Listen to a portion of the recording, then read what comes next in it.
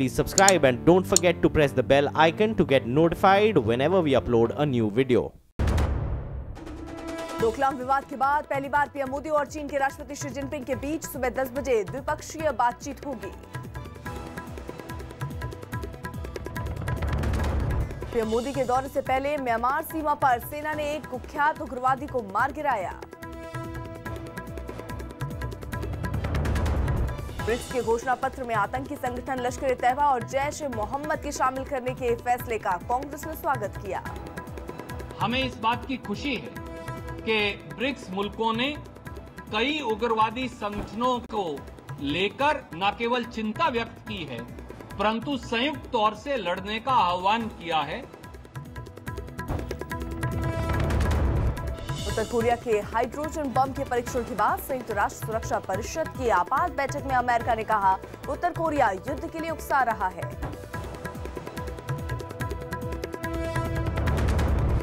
गृहमंत्री राजनाथ सिंह और सीएम योगी आदित्यनाथ आज लखनऊ मेट्रो रेल को हरी झंडी दिखाएंगे।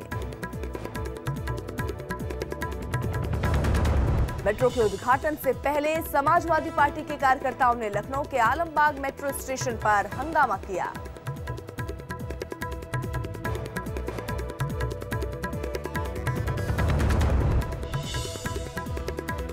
सीएम योगी, डिप्टी सीएम केशव प्रसाद मौर्य, दिनेश शर्मा विधान परिषद चुनाव के लिए आज नामांकन भरेंगे। आगरा में वीएचपी नेता प्रवीण तोगड़िया को तेजो महाल लिखा ताजमहल देने पर विवाद बढ़ा।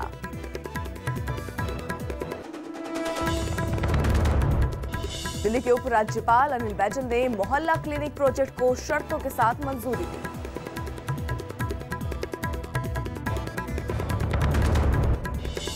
कांग्रेस नेता अजय माकन ने मोहल्ला क्लिनिक को लेकर आज बड़ा पर्दाफाश करने का दावा किया है। जम्मू कश्मीर के अनंतनाग में सीआरपीएफ के काफिले पर ग्रेनेड हमले में 4 जवान घायल हो गए।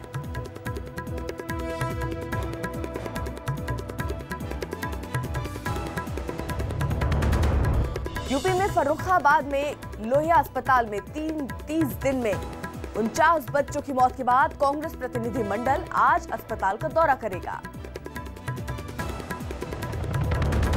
गाजियाबाद में सेल्फी लेने के दौरान बंदूक से अचानक चली गोली से 8 साल का बच्चा घायल हुआ।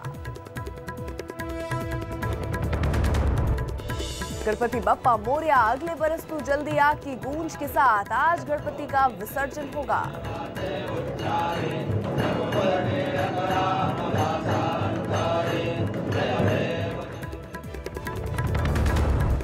मुंबई में गणपति विसर्जन के दौरान आतंकी हमले की आशंका के बाद सुरक्षा सख्त कर दी गई।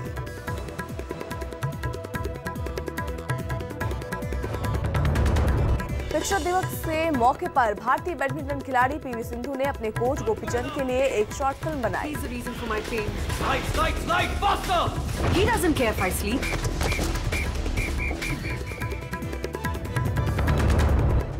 स्टार इंडिया ने 16,347 करोड़ रुपए में 5 सालों के लिए आईपीएल के डिजिटल और मीडिया राइट्स खरीदे। फिल्म जूली 2 के निर्माता और डिस्ट्रीब्यूटर पहलाज निहलानी ने कहा कि संस्कारी हूं और संस्कारी रहूंगा।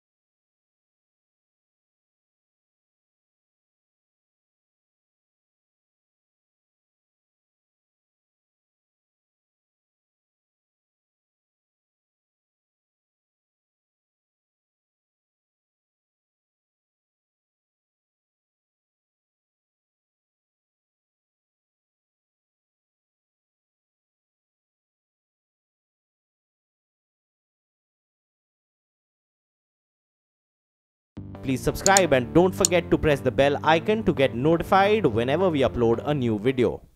नमस्कार, आपके साथ मैं हूं अर्पिता आर्य और सबसे पहले बड़ी खबर आपको दे दे। चीन के दौरे पर गए प्रधानमंत्री नरेंद्र मोदी चंद घंटों के बाद चीन के राष्ट्रपति शी जिनपिंग के साथ आपसी मुद्दों पर बातचीत करेंगे। दोनों नेताओं के बीच होने वाली ये बातचीत पीएम मोदी के चीन दौरे पर आखिरी आधिकारिक कार्यक्रम है।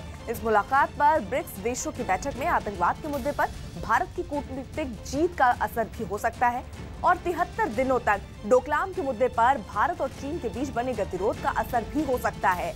डोकलाम विवाद की वजह से ही G20 समिट के दौरान जर्मनी के हैम्बर्ग में दोनों नेताओं ने आपसी मुद्दों पर कोई बातचीत नहीं की थी। हालांकि दोनों नेताओं के बीच हाथ मिलाने की तस्वीरें जरूर सामने आई थी, लेकिन विवाद के सुलझने के बाद हालात अब सामान्य दिख रहे हैं और दोनों नेता बातचीत कर रहे हैं।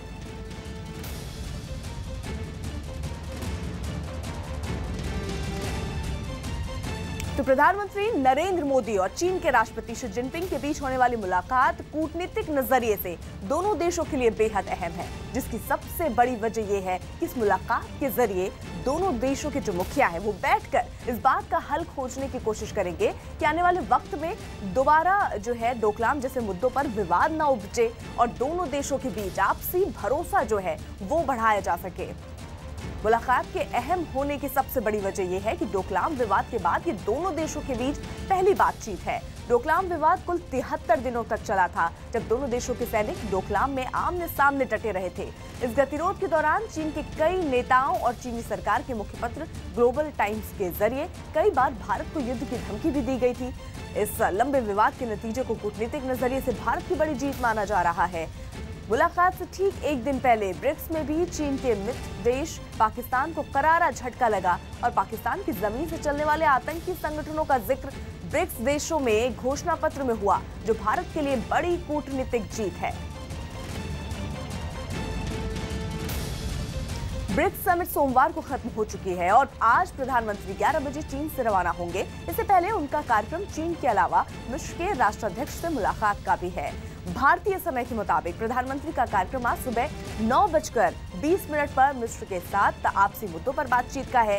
सुबह 10 बजे प्रधानमंत्री मोदी चीन के राष्ट्रपति शी जिनपिंग के साथ मुलाकात करेंगे, बातचीत करेंगे। सुबह 11 बजे पीएम मोदी चीन के म्यांमार के लिए रवाना हो जाएंगे। प्रणय उपाध्याय हमारे साथ हमारे सहयोगी इस वक्त जुड़ चुके हैं। प्रणय, निश्चित तौर पर एक कूटनीतिक जीत है जिसका असर वहां पर दिखेगा, लेकिन यहाँ डोकलाम का मुद्दा तो है ही जिस पर बातचीत की संभावना यहाँ पर दिख रही है ताकि ऐसे गतिरोध आगे नहीं उपजे, लेकिन आतंकवाद का एक बड़ा मुद्दा है जिसको चीन लगातार नकारता रहा है। चीन कहता रहा है कि ब्रिक्स में आतंकवाद का मुद्दा उठाने का कोई मतलब नहीं बनता। तो क्या इस मुद्दे पर भी सहमति बनती दिख रही है दोनों देशों के बीच?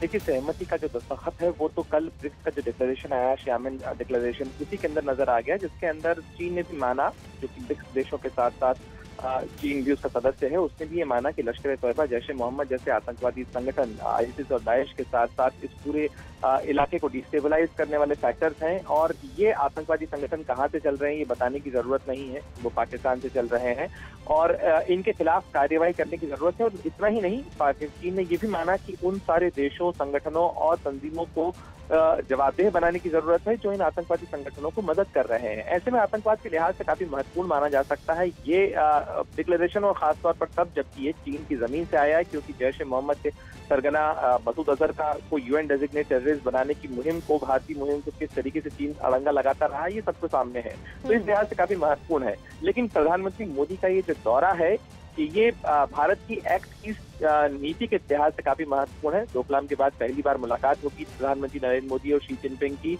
और उसके साथ ही प्रधानमंत्री इसके बाद म्यांमार भी जाएंगे, जो कि भारत की रणनीतिक और भारत की सामरिक जो स्थिति है उसके हिसाब से भी काफी महत्वपूर्ण है। भारत का बड़ा पड़ोसी है जिसके साथ 1600 किलोमीटर की बॉर्डर है भारत की, और इसके पहले भारत में जो है जहां उग्रवादी संगठनों के खिलाफ जो कार्रवाई है उसके लिहाज से भी म्यांमार की काफी अहमियत है। तो ऐसे में माना जाए कि आतंकवाद के खिलाफ जो कार्रवाई है उसके लिहाज से भी महत्वपूर्ण है ये पूरा दौरा, चाहे वो चीन की यात्रा हो प्रधानमंत्री की, जो कि आज खत्म हो रही है, और उसके बाद वो म्यांमार का रुख करेंगे।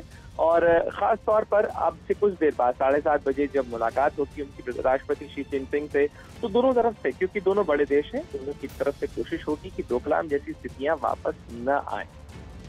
जी, बहुत बहुत शुक्रिया प्रणय जानकारी के लिए।